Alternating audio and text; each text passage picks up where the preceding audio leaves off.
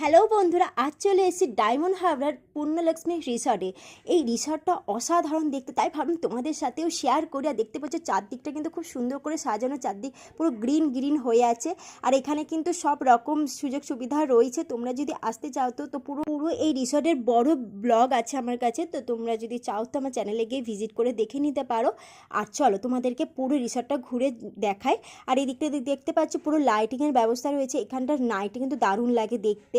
আর সামনেটা পুরো একদম বিশাল বড় মাঠ রয়েছে। আর সামনেই দেখতে পাচ্ছ গঙ্গা আর সমুদ্র যে মিলন, ওই জায়গাটা, এই জায়গাটা এত সুন্দর লাগছিল আর হাওয়া দিচ্ছিল, মানে মনে হচ্ছিল না এখান থেকে আর আসি। আর এত গরমেতেও আমরা কিন্তু ঘুরতে গিয়েছি। আর এইদিকে দেখতে পাচ্ছি আমার দুই ছেলে এখানে কিন্তু আনন্দে কি করবো বুঝতে পারছি না। আমরা রুফটপে ছিলাম বেশ কিছুক্ষণ, এখানে ফটো রিলস বানিয়ে টানিয়ে চলে গেছি নিচে। আর এখানে সুইমিং পুল রয়েছে, সব কিছুর ব্যবস্থা কিন্তু এই রিসর্টে রয়েছে।